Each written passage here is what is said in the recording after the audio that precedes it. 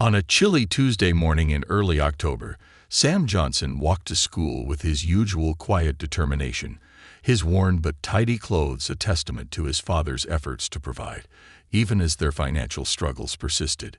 Sam was in sixth grade, an age where fitting in mattered almost as much as breathing. But he was also a humble, good-hearted kid who'd learned early to be thankful for what he had and patient with what he lacked.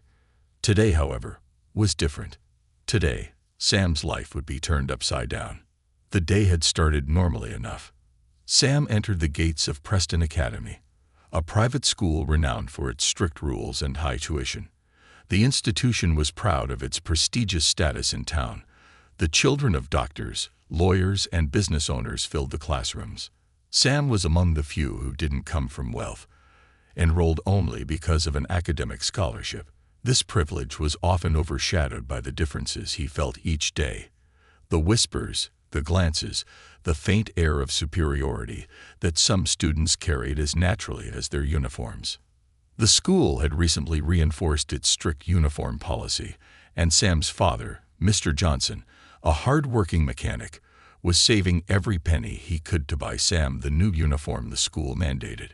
But between rent, bills, and the rising costs of living, the uniform expenses remained a distant goal.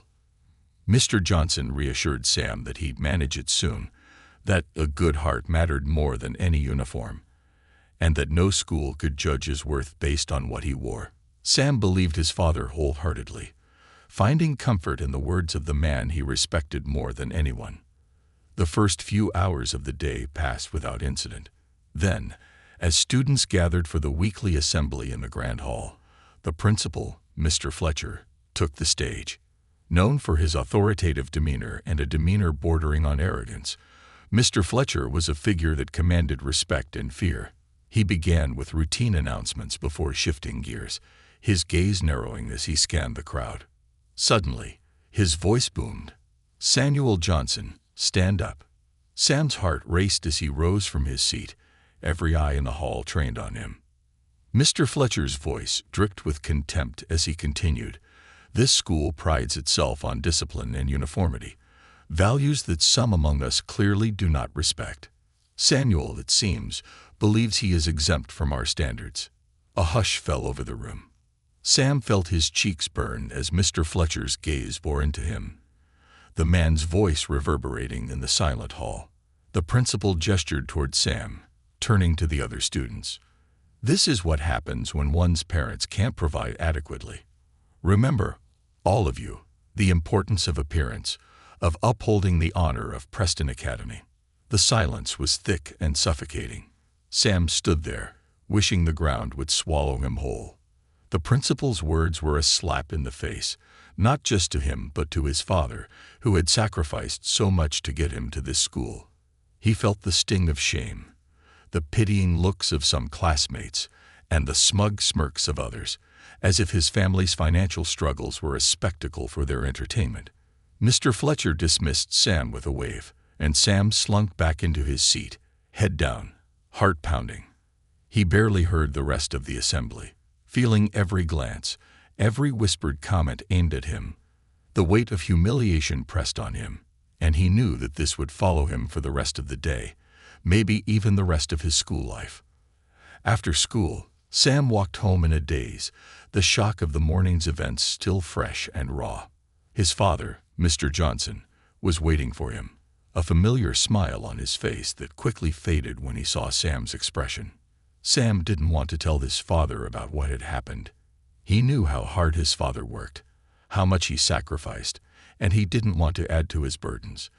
But as they sat at the kitchen table, Sam couldn't hold back.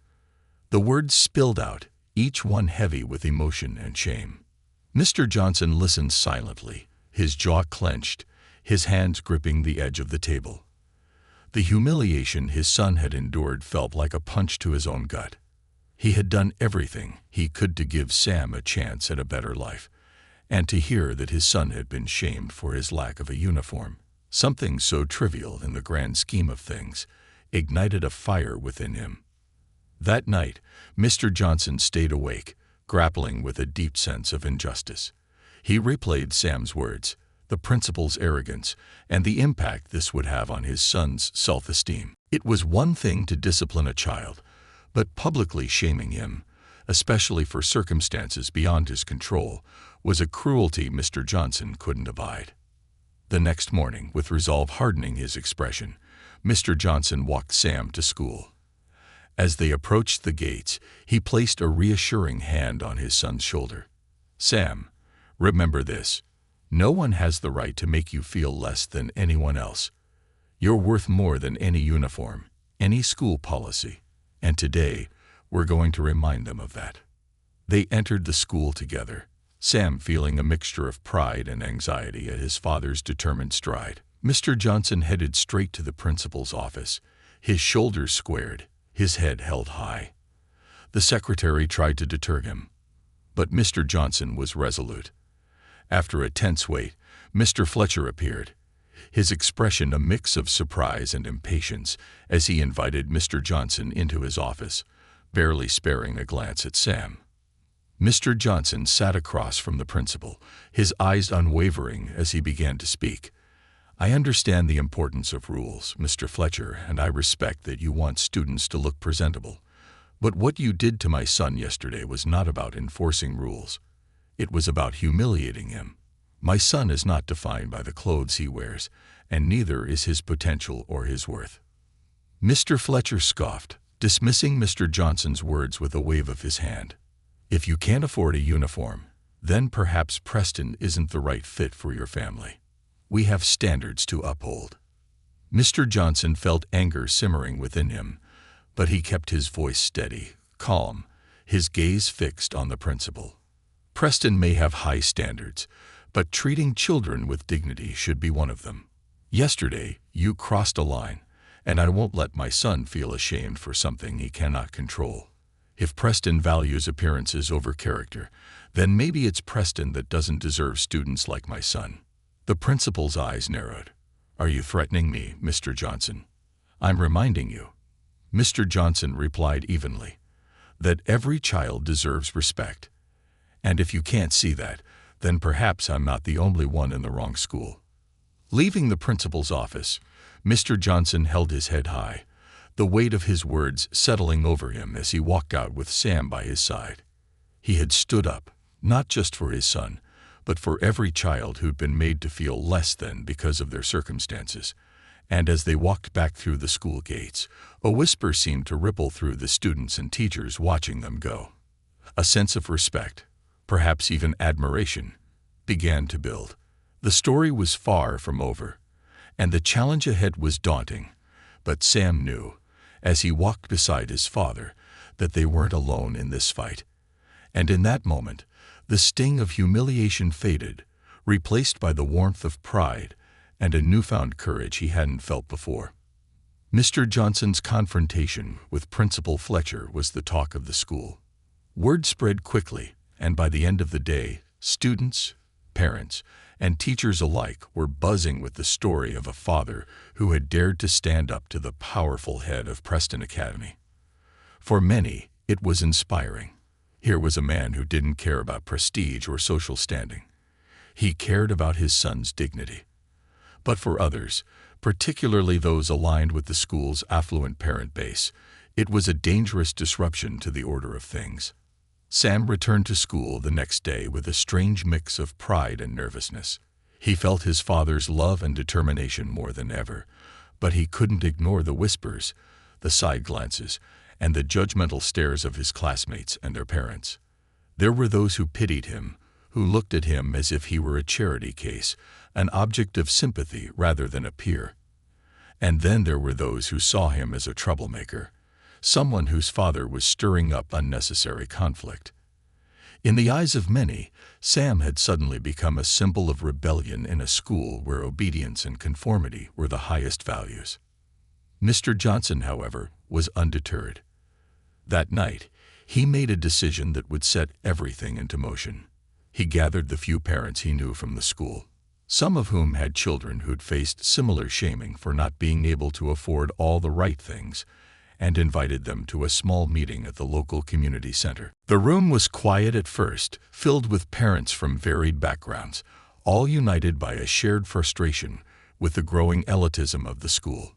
Some of them had stories of their own, of kids who'd been teased or ostracized for wearing hand-me-downs, of school trips they couldn't afford, of the silent but pervasive judgment that seemed to permeate every hallway and classroom. Mr. Johnson stood at the front, his voice steady and earnest. "I know I'm not the only one who's felt this way. We work hard to give our kids a chance here. And yet they're made to feel like they don't belong, like they'll never be enough. I didn't come here to create trouble. I came here to make a point. No child should be humiliated for things they can't control. If we don't stand up now, who will?" The response was mixed. Some parents nodded in agreement, sharing hushed stories of their own frustrations, but others looked uncertain, worried about repercussions, anxious about risking their children's future at such a prestigious institution. A mother near the back spoke up, her voice trembling. "What if they retaliate?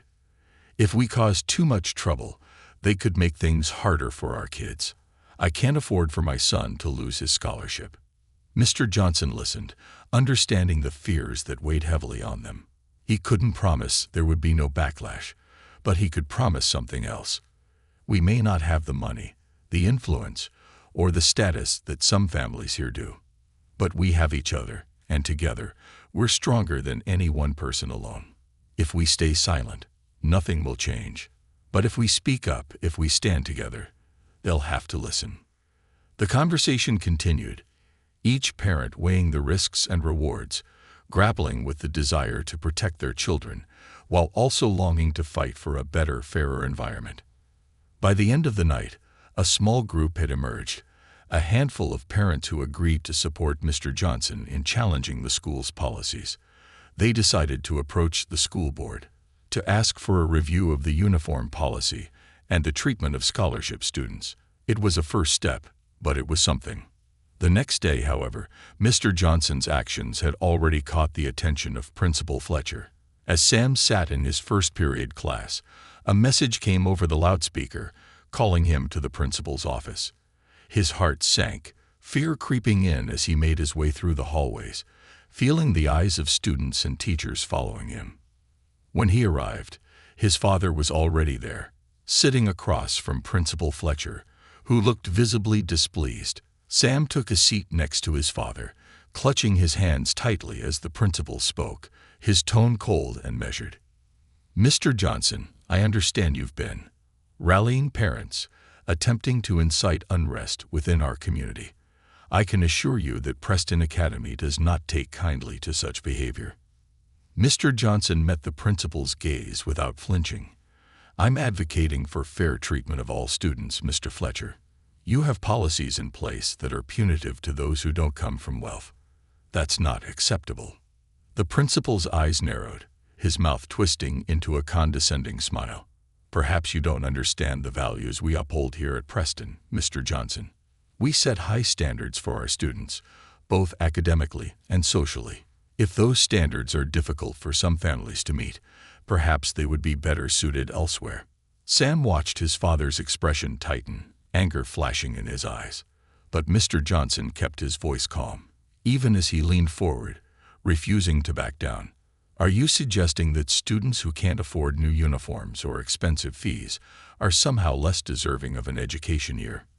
Because if that's the case, maybe it's not my son who doesn't belong here, but this entire system of elitism."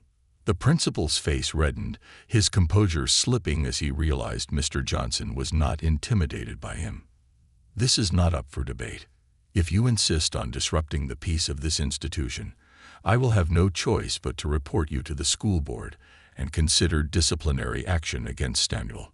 Sam's heart pounded, the threat hanging heavy in the air. His father, however, didn't flinch. "You do that, Mr. Fletcher, and I'll make sure that every parent in this town knows how this school treats its students."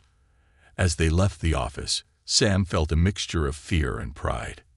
His father was standing up for him in a way he'd never seen before, but he also knew the risks they were taking, the potential consequences that loomed ahead. The days that followed were tense. Mr. Johnson's actions had stirred up something powerful in the community. Parents who had remained silent were starting to question things, to voice their own concerns. Word reached the local newspaper, and soon, a reporter was knocking on the Johnsons' door, eager to hear their story.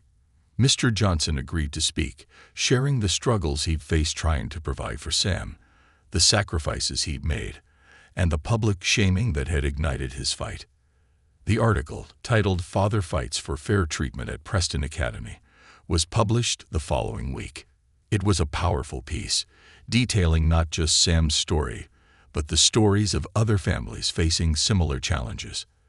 The school's reputation was suddenly under scrutiny, and Principal Fletcher found himself in a precarious position. He hadn't anticipated that Mr. Johnson would take things this far. But the principal wasn't ready to back down. In a desperate attempt to regain control, he issued a statement, calling Mr. Johnson's actions a distraction and accusing him of creating unnecessary drama for personal gain. He dismissed the concerns as isolated incidents, insisting that the school's policies were in place to maintain the high standards that Preston Academy is known for. Despite the principal's attempts to control the narrative, the community's support for Mr. Johnson only grew. Parents who had been hesitant at first were now coming forward, emboldened by his courage. Even a few teachers discreetly expressed their support, sharing stories of students they had seen struggle under the weight of the school's rigid policies. As the pressure mounted, Mr. Johnson was contacted by a school board representative who wanted to discuss his concerns in a formal meeting. It was a small victory, but a significant one. Mr. Johnson knew that this was just the beginning of a long battle, but he was prepared to see it through. In the days leading up to the meeting, Sam noticed a change in himself as well. Where he had once felt shame and embarrassment, he now felt pride. His father's bravery had given him a new sense of confidence, a belief that he was worth more than his financial situation, that he deserved to be treated with respect, just as much as any other student. And as he walked through the school hallways, head held high, he realized that his father's fight wasn't just for him. It was for every kid who had ever felt out of place, who had been judged for something they couldn't control. It was a fight for dignity, for fairness, and for the belief that every child, regardless of their background, deserved a place where they could thrive without fear of judgment or shame. Mr. Johnson knew that the meeting with the school board would be tough, but he was ready. He had a community behind him, a story that needed to be told, and a son who deserved a future free from the weight of prejudice. The next chapter was about to begin, and neither Mr. Johnson nor Sam could predict where it would lead. But one thing was certain: whatever happened, they would face it together, side by side, with heads held high and hearts unbreakable. The meeting with the school board was scheduled for a Monday evening, and as the day approached, the anticipation in the community grew. Parents who had followed the story from afar, whispering at school pickup and drop-off, now found themselves in the heart of an unexpected movement. Mr. Johnson had become a voice for those who had long felt overlooked, and his fight was starting to resonate beyond Preston Academy's walls. Word had spread, and it wasn't long before other families from different schools and communities began reaching out, sharing similar stories, rallying behind him. Sam's experience had touched a nerve, revealing a side of the town's beloved academy that few had acknowledged openly. Beneath its polished exterior, the school had developed an exclusionary culture that subtly, but powerfully, favored those who had more. And Mr. Johnson, a single father with humble means, had brought that truth into the light. The community felt a strange mix of admiration and anxiety. Everyone knew Mr. Fletcher was an influential figure, respected and feared in equal measure. For years, he had led the school with an iron fist, his authority unchallenged. But now, the cracks in his seemingly invincible leadership were beginning to show. As the evening of the meeting arrived, Mr. Johnson felt a weight settle on his shoulders. He was acutely aware of the stakes. He knew that speaking out so publicly had risks, not only for him, but for Sam. He worried about what might happen if he failed, if, despite all his efforts, nothing changed, and Sam's life became even harder as a result. But as he glanced over at Sam, who sat beside him with a quiet resolve in his eyes. Mr. Johnson's determination only grew. His son's future, and the dignity of every child who would follow in Sam's footsteps, was worth fighting for. The school board meeting was held in the town hall, an imposing building with high ceilings and worn wooden floors that creaked underfoot. Rows of chairs lined the room, and the seats quickly filled with parents, teachers, and community members eager to hear the discussion. Sam and Mr. Johnson were seated at the front, facing the members of the school board, who watched the growing crowd with a mixture of curiosity and unease. At the head of the table sat Mr. Fletcher, who had taken it upon himself to address the issue personally, determined to regain control of the situation. The room fell silent as the board's chairperson, Mrs. Lowell, called the meeting to order. She was a sharp, no-nonsense woman who had been on the board for over a decade, known for her level-headed approach to even the most contentious issues. She glanced at Mr. Johnson, a faint smile of encouragement playing on her lips, before turning to Mr. Fletcher. "Principal Fletcher," she began, "before we proceed, I'd like to clarify that this meeting is intended to address concerns raised by Mr. Johnson and other parents regarding the treatment of students from diverse economic backgrounds at Preston Academy. This is a matter that deserves our full attention, and I expect all parties to engage with respect." Mr. Fletcher's jaw tightened, but he nodded, his gaze steely as he looked at Mr. Johnson. With a slight gesture, he signaled for Mr. Johnson to begin, clearly believing that he could easily refute whatever accusations were brought forth. Mr. Johnson stood, his palms sweating slightly as he faced the board members and the audience behind him. "Thank you, Mrs. Lowell, and thank you to the board for giving us the opportunity to speak," he began, his voice steady but laced with quiet intensity. "I'm here tonight because my son, Sam, was publicly humiliated for something entirely beyond his control. He was shamed for not having a new uniform, for circumstances that reflect the reality of many families in this town. I don't believe a school, especially one as respected as Preston Academy, should ever judge a student's worth by what they wear or what their families can afford." Murmurs rippled through the crowd as Mr. Johnson continued, sharing not only Sam's story, but those he had heard from other parents, the whispered confessions, the quiet struggles that had gone unaddressed for far too long. He painted a picture of a school that had grown increasingly elitist, where scholarships were offered but not supported, and where the values of empathy and community had been overshadowed by the pursuit of prestige. The board listened, some members nodding as they absorbed his words. But Mr. Fletcher's expression remained cold, his eyes narrowed as he prepared his response. When Mr. Johnson finally finished, the room erupted in quiet applause, a sign that he wasn't alone in his frustration. Mr. Fletcher rose to his feet, his gaze fixed on Mr. Johnson. "With all due respect, Mr. Johnson," he began, his tone dripping with condescension, "this is a school that prides itself on excellence, both academically and socially. We have standards for a reason, and I make no apology for enforcing them. Our uniform policy is not about elitism. It's about fostering unity and discipline. If certain families find it difficult to meet these standards, there are other institutions better suited to their needs." Gasps filled the room, and Mr. Johnson clenched his fists, struggling to keep his anger in check. But before he could respond, a voice from the back of the room cut through the tension. "That's not true, and you know it." All eyes turned toward the speaker, a woman who had stood up, her face flushed with anger. It was Mrs. Harper, a well-known figure in the community, a former teacher at Preston, and the mother of 3 children who had all graduated from the academy. She was also one of the school's most generous donors, and her presence at the meeting was a surprise to many. Mrs. Harper took a step forward, her voice unwavering as she addressed Mr. Fletcher. "I supported this school for years, but I can no longer stand by while children are treated this way. Mr. Johnson is right. Preston has lost its way. We used to teach these kids about empathy and respect, not just academics. But under your leadership, Mr. Fletcher, we've seen a shift. This isn't about standards. It's about keeping out those who don't fit your mold." The room buzzed with whispers as Mrs. Harper's words settled over the crowd. Mr. Fletcher's face turned crimson, his control over the narrative slipping as parents murmured their agreement. Emboldened by her words, other parents began to stand up, sharing their own stories of subtle discrimination and judgment.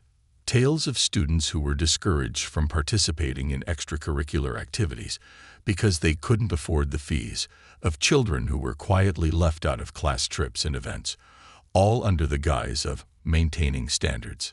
For the first time, Mr. Fletcher looked genuinely unsettled, realizing that his authority was no longer enough to silence the voices around him. The momentum had shifted, and Mr. Johnson could feel the collective power of the community building behind him. Mrs. Lowell cleared her throat, calling for order. "Thank you, Mrs. Harper, and thank you to everyone who has spoken tonight. It's clear that there are deep-seated issues here, and this board is committed to addressing them. Principal Fletcher, we will be conducting a thorough review of the school's policies and practices, particularly as they pertain to inclusivity and support for all students." Mr. Fletcher's expression darkened, but he managed a tight nod, realizing he had no choice but to comply. As the meeting concluded, parents approached Mr. Johnson, expressing their gratitude, their relief that someone had finally voiced what they had been feeling for so long. He shook their hands, exchanged numbers, and promised to keep them informed. Sam watched his father with newfound admiration, seeing the man he had always known as strong and principled now recognized by others for the same qualities. As they walked home that night, Mr. Johnson put an arm around Sam's shoulders, a quiet smile on his face. "I told you we weren't alone in this," he said softly. "Sometimes, all it takes is one person to speak up, and others will follow." But the victory was only the beginning. In the days that followed, news of the meeting spread, and other schools began to question their own policies. The story caught the attention of a regional news outlet, which ran a feature on the growing movement for equality and inclusivity in education, citing Mr. Johnson's story as a catalyst. Parents from neighboring towns reached out, sharing similar experiences and expressing support, and soon, the issue of economic discrimination in private schools was being discussed on a scale that no one had anticipated. Mr. Fletcher, meanwhile, found himself under increasing scrutiny. The board's review unearthed practices that had gone unchecked for years, exposing a culture that favored privilege over potential. Under pressure from both the community and the board, he was forced to issue a formal apology, though it was clear to everyone that it was too little, too late. His reputation tarnished, he eventually resigned, leaving behind a school that would now have to rebuild its image and its values from the ground up.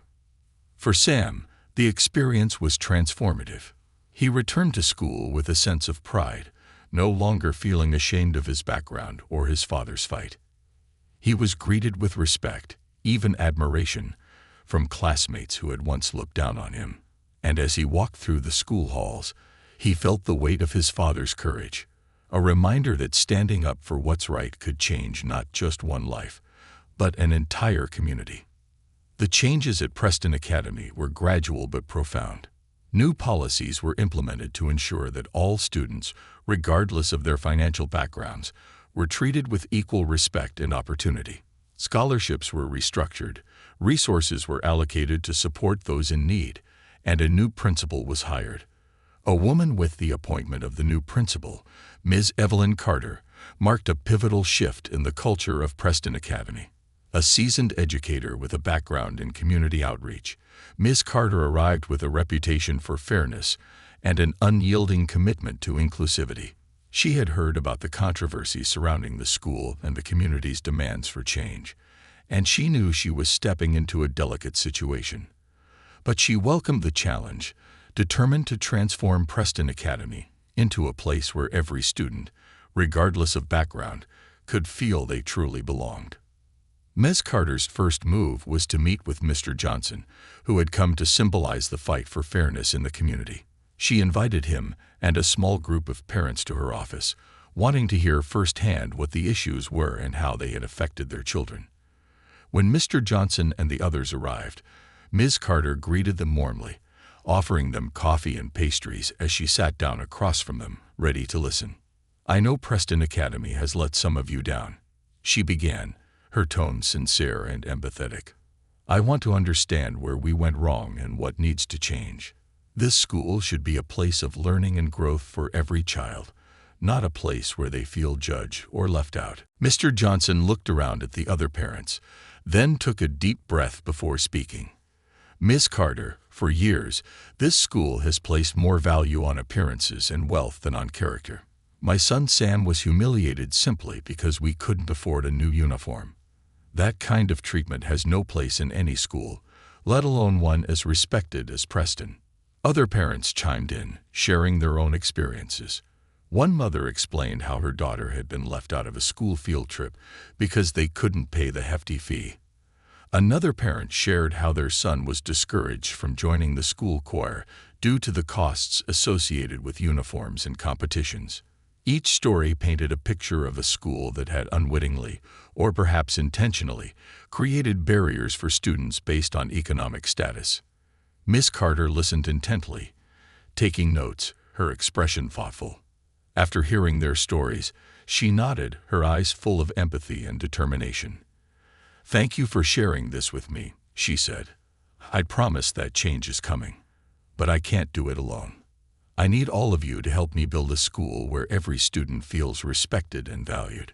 In the following weeks, Ms. Carter launched a series of initiatives aimed at dismantling the elitist culture that had taken root at Preston. She began by revising the uniform policy, allowing for greater flexibility, and implementing a system where families who needed assistance could receive uniforms at reduced costs or even for free. She also introduced a scholarship support program, providing resources like school supplies, extracurricular fees, and other necessities for students who couldn't afford them. The school would now celebrate the diversity of its student body, recognizing that each child brought unique strengths and perspectives to the community.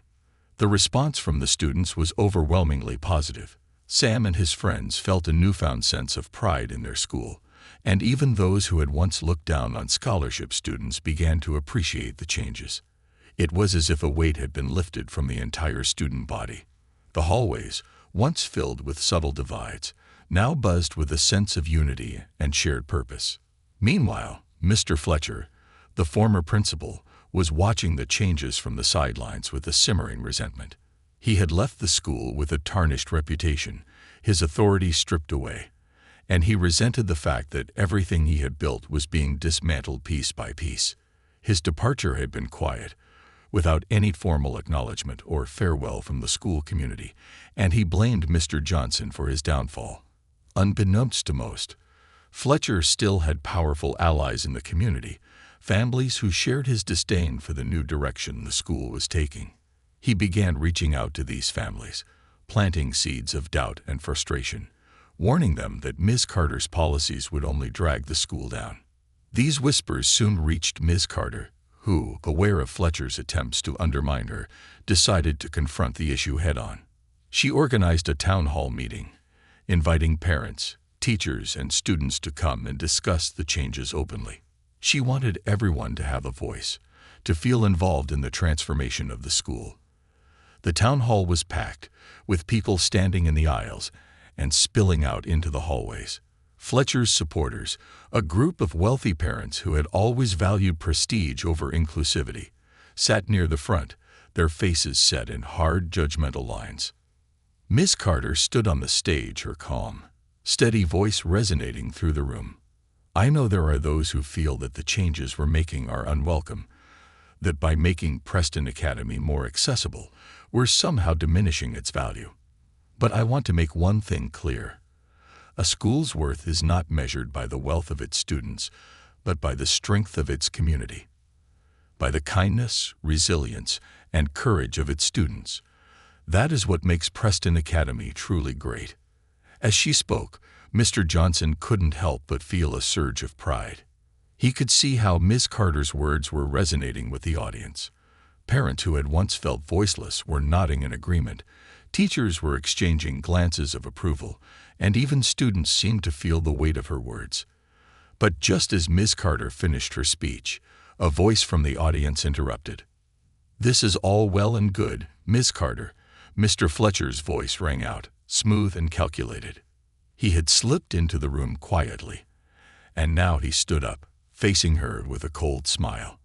"But you're forgetting that Preston has a legacy, a reputation that has been built over decades. You can't just erase that with a few feel-good policies. Some of us believe that by lowering the standards, you're undermining everything this school stands for." The room fell silent, tension hanging thick in the air. Ms. Carter looked at Mr. Fletcher, unflinching, her gaze steady. "Mr. Fletcher," she replied, her voice firm, "standards are important. But our standards should be about character, integrity, and compassion, not just financial privilege. I respect Preston's legacy, but I believe that legacy can be even stronger when it embraces all students, not just a select few." A few parents, emboldened by Miss Carter's words, began clapping, and soon the applause grew, filling the room. Fletcher's expression soured, realizing he had lost the support he once commanded. The tide had turned, and he was left standing alone, a relic of a past that no longer had a place in the new Preston Academy. After the meeting, as people filed out, parents approached Miss Carter, thanking her for her courage and vision. Mr. Johnson, who had been quietly observing the exchange, caught her eye and gave her a nod of respect. She smiled back, grateful to have his support. In the weeks that followed, Miss Carter continued her work, and the school flourished under her leadership. The scholarship support program grew, with more families willing to contribute and sponsor students who needed assistance. Students who had once felt marginalized now felt valued and included, and their confidence blossomed. Sam, who had once walked the halls in fear of judgment, was now thriving, his self-esteem bolstered by the changes his father had fought for. He joined the school's debate team, where he discovered a passion for public speaking, and he even made new friends among students he once thought would never accept him. The story of Preston Academy's transformation spread beyond the town, inspiring other schools to examine their own practices and adopt similar policies. Ms. Carter and Mr. Johnson were even invited to speak at educational forums, sharing their journey and advocating for a more inclusive approach to education. And as for Mr. Fletcher, his influence in the community dwindled. His attempts to sow division were met with indifference, and he eventually faded from public life, a reminder of a time that the town preferred to leave behind. Years later, Sam would look back on this time as a turning point, not just for himself, but for his community. His father's courage, Ms. Carter's leadership, and the resilience of those who had stood beside them had transformed Preston Academy into a place where every child could walk through the doors with pride, knowing they were valued for who they were, not what they wore or how much their families could afford. The final legacy of Preston Academy was one of unity and strength, a community that had learned the true meaning of education. And as Sam graduated, his future bright and full of promise, he knew he carried with him the lessons his father had taught him. That standing up for what was right could change the world, one small step at a time. The changes at Preston Academy, under Ms. Carter's leadership, became the foundation of a remarkable transformation. Yet the journey was far from over. The school had taken significant strides toward inclusion and compassion, but as with any deep-rooted cultural shift, resistance lingered. Some of the wealthier families continued to grumble quietly, believing that Preston's reputation was being diluted by Ms. Carter's reforms. They whispered about how the school's high standards were being compromised, and some even began lobbying to form a coalition of legacy families who would resist the new direction of the academy. This group, led by a wealthy businessman named Mr. Aldridge, was determined to restore the traditional values they believed had defined Preston Academy for generations. Mr. Aldridge, a shrewd and charismatic figure, had significant influence in the town and saw Ms. Carter's changes as a threat to the very essence of the school. He was determined to protect the legacy he felt his family and others had built. To him, the influx of students from different economic backgrounds, now given new opportunities, was a dilution of what he viewed as Preston's elite character. Mr. Aldridge wasted no time, organizing private meetings with select parents, rallying them with talks of exclusivity, tradition, and a promise to restore the school's honor. His rhetoric was persuasive. He argued that Preston was on a slippery slope, that the values that made it great were at risk, and that it was up to them, the long-standing patrons of the academy, to save it. Slowly, he gathered a group of supporters who agreed to fundraise for a separate scholarship program that would support only deserving students, those from families who, according to Mr. Aldridge, could fit the prestigious mold of Preston Academy. Miss Carter quickly caught wind of these meetings. She knew that Aldridge's coalition could unravel all the progress she and the community had fought for. She felt both anger and disappointment, knowing that despite everything, some parents were more committed to maintaining exclusivity than to providing equal opportunities for all students. Determined to protect the values she had worked so hard to instill, she began devising a plan. Miss Carter reached out to Mr. Johnson, who had remained deeply invested in the school's progress. Since the day he had confronted Principal Fletcher, Mr. Johnson had become an influential figure among the parents and even within the broader community. Parents admired his bravery and respected his unwavering principles. When Miss Carter told him about Mr. Aldridge's plans, Mr. Johnson was incensed but not surprised. He knew the battle wasn't over and that standing up for Sam and children like him would require more than a few changes in policy. It required a complete cultural shift. Together, Miss Carter and Mr. Johnson organized a meeting, not just for the parents but for the entire town. They called it the Future of Education Forum, intending to bring the community together to discuss what Preston Academy and its values truly represented. Ms. Carter invited local leaders, teachers, and parents from diverse backgrounds, emphasizing that this was a forum for everyone's voice to be heard. The event was held in the town's largest hall, and it quickly became apparent that this was more than just a school meeting. It was a defining moment for the community. Hundreds gathered, filling the seats, standing in the aisles, and spilling out into the hall. The energy in the room was palpable, with parents and students alike buzzing with anticipation. Even the local press attended, eager to cover what had become one of the most contentious debates in the town's history. Miss Carter opened the meeting by sharing her vision of Preston Academy as a school that welcomed students from all backgrounds, a place where diversity was seen as a strength and where students were valued for their character and integrity. She spoke about the changes that had been implemented and the positive impact they were already seeing, with students thriving academically and socially in ways that had not been possible before. She highlighted stories of scholarship students who had found new confidence, joining clubs, excelling in academics, and building friendships that transcended socioeconomic boundaries. Her speech was met with applause from a large portion of the crowd, but Mr. Aldridge was undeterred. When Miss Carter finished, he rose to speak, his tone polished and confident. He began with a smile, thanking her for her service, but quickly pivoted to his agenda.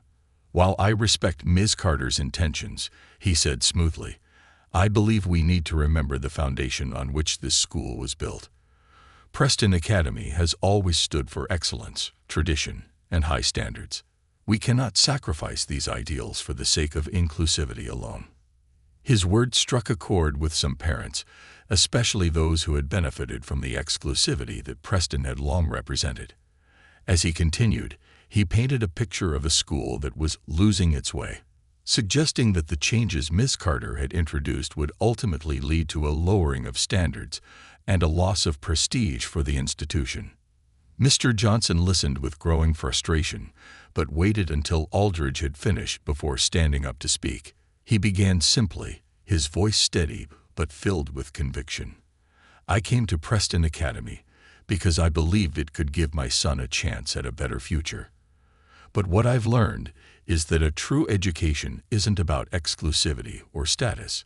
It's about empathy, fairness, and the courage to do what's right, even when it's difficult." He turned to address the parents directly. "Ask yourselves, what do we want our children to learn? Do we want them to see success as a matter of wealth and privilege, or as something they can achieve through hard work, kindness, and resilience? Are we teaching them to embrace others, or to judge them for what they don't have? The room was silent, his words resonating deeply with many in the audience.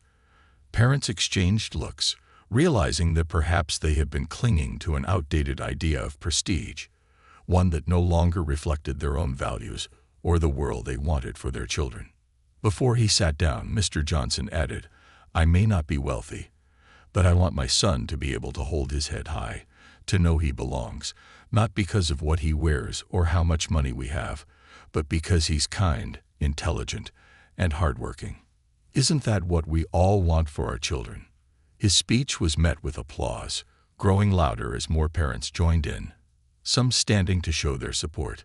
The momentum had shifted once again, and it was clear that the majority of parents valued the inclusivity and openness that Ms. Carter and Mr. Johnson were fighting for. Mr. Aldridge watched with a clenched jaw, realizing that his coalition was crumbling in the face of the community's overwhelming support for a more inclusive future. As the applause died down, Ms. Carter took the stage once more, expressing her gratitude for the community's support and reaffirming her commitment to ensuring that Preston Academy remained a place of true learning, growth, and acceptance. She concluded by announcing a new initiative, the Preston Promise, a scholarship fund supported by the community to help students from all backgrounds achieve their potential. The fund would be governed by a board of parents, teachers, and community members, ensuring that it was accessible, fair, and transparent. The night ended with a sense of unity and purpose that had long been missing from the school. Mr. Aldridge and his supporters quietly left the hall, realizing that their influence had waned, their vision for Preston fading in the wake of a new era. The legacy they had clung to so fiercely was no longer relevant in a school that now valued compassion over competition, inclusivity over exclusivity. In the weeks that followed, the Preston Promise became a beacon of hope for students and families across the community. Contributions poured in, not only from wealthy donors, but from everyday families who wanted to support the school's new mission. Teachers volunteered their time to tutor scholarship students, and alumni who had once felt out of place at Preston returned to offer mentorship to current students, eager to be part of this change. Sam, inspired by his father's courage and Ms. Carter's leadership, took on a more active role in the school. He joined the student council, where he advocated for initiatives that promoted empathy and understanding among students. His peers, once skeptical of his place at the school, now respected him as a leader who understood both sides of the divide. He had become a living testament to the power of resilience and the value of standing up for one's beliefs. Preston Academy continued to thrive, but it was no longer known solely for its academic excellence. It was now recognized as a place where students could grow into well-rounded individuals, equipped with not only knowledge but the strength of character to make a difference in the world. And the community that had once been divided by wealth and status was now united by a shared commitment to building a better, more inclusive future for their children. Years later, as Sam prepared to graduate, he reflected on how far the school and his family had come. His father's fight had sparked a movement. Ms. Carter's leadership had transformed a community, and he himself had grown into a young man who understood that real strength lay in kindness, resilience, and the courage to fight for what was right. Sam's graduation day arrived on a clear spring morning, the kind of day that held promise in the warmth of the sun and the gentle rustling of the leaves. The campus was alive with families and friends gathered to celebrate, and a sense of joy and pride filled the air. The transformation of Preston Academy was palpable. The school grounds, once marked by subtle signs of hierarchy and exclusivity, now felt like a place of unity. Students from all backgrounds mingled, chatting excitedly, dressed in their caps and gowns, ready to step into the next chapter of their lives. For many, it was a day to celebrate their achievements. But for Sam, this day meant something deeper, a testament to how far he, his father, and their community had come. As Sam prepared to take his seat, he saw his father, Mr. Johnson, standing in the crowd, his face beaming with pride. Mr. Johnson had been through so much on his journey to secure Sam's right to dignity and equality. Sam knew that without his father's courage, none of this would have been possible. His father's resilience had not only changed Sam's life, but had inspired a school and a town to reimagine what education and community truly meant. Principal Evelyn Carter took to the podium, her warm smile spreading across her face as she looked out over the crowd. She had prepared a special speech for the graduating class, knowing that they were the first group of students to truly embody the new spirit of Preston Academy. She began by addressing the changes that had shaped the school over the past few years, acknowledging the challenges, the resistance, and the victories that had brought them to this moment. Today, we are not just celebrating academic achievements, Miss Carter said, her voice carrying strength and warmth. We are celebrating growth, compassion, and resilience. This graduating class has shown us what it means to embrace each other's differences, to lift each other up, and to work together to create a community that values every individual. The crowd erupted into applause, and Sam's heart swelled as he looked around, seeing faces he had come to know well, friends who had once seemed so distant, but who had now become like family. These were students he had once thought he could never connect with, kids who had come from backgrounds worlds apart from his own. And yet, through the shared journey of change, they had formed bonds that went beyond superficial labels of wealth and status. Miss Carter continued, "This class has taught us that the true value of education is not in exclusivity but in inclusivity. It's in creating an environment where everyone feels they belong, where everyone is given the opportunity to succeed and contribute. And this transformation would not have been possible without the courage of those who were willing to stand up and fight for what's right, even when it was difficult." With those words, she turned her gaze directly to Mr. Johnson, who nodded humbly, his eyes shining with a mixture of pride and emotion. Ms. Carter's acknowledgement of his efforts felt like a public recognition of the sacrifices he had made, the countless hours he had spent fighting for a better school, not only for Sam, but for all the students who would follow. In that moment, Mr. Johnson realized that he had achieved something he could never have imagined, a legacy that went beyond material success, a legacy of integrity, justice, and change. As the graduation ceremony continued, Sam found himself reflecting on the many twists and turns his journey at Preston had taken. He thought back to that fateful day when Principal Fletcher had publicly shamed him, a memory that once held so much pain but now felt like the beginning of something greater. What had started as a moment of humiliation had grown into a movement, a call for fairness and kindness that had reshaped the very foundation of Preston Academy. And now, on the day of his graduation, he felt like he was truly leaving a place that he belonged to, a place that had embraced him for who he was. When it came time for the students to receive their diplomas, Ms. Carter called each name with a genuine smile, shaking each student's hand and offering a few words of encouragement. When Sam's name was called, he walked to the stage with his head held high, the applause around him loud and heartfelt. Miss Carter took his hand, her grip firm and warm. "Sam," she said quietly, looking him in the eye, "you've been a beacon of strength and resilience for this school. We're so proud of you, and we know you're going to do amazing things." "Thank you, Miss Carter," Sam replied, his voice thick with emotion, "for everything." He turned to the audience, his diploma in hand, and searched for his father in the crowd. When he found him, they exchanged a look that needed no words. It was a look of triumph, of love, of gratitude for the journey they had traveled together. Mr. Johnson gave a small, proud nod, and Sam felt a surge of gratitude, not only for his father but for everyone who had supported them along the way. After the ceremony, as families gathered on the lawn to take photos and share in each other's joy, Mr. Johnson pulled Sam aside. They stood beneath a large oak tree, one of the oldest on the campus, its branches sprawling out above them, as if offering shelter and protection. "Sam," his father began, his voice steady but full of feeling, "I can't tell you how proud I am of you. I fought hard to make sure you had a place here, but it was you who turned that opportunity into something meaningful. I see the way people look at you now, the respect they have for you. You've earned it." Sam felt his throat tighten as he looked at his father. "I couldn't have done any of this without you, Dad. You believed in me when no one else did, and you showed me that it's worth fighting for what's right." Mr. Johnson put a hand on his son's shoulder, his gaze filled with pride and love. "And now it's your turn to take that with you, wherever you go. Never forget where you came from, and never be afraid to stand up for yourself and for others. That's what really matters in this world."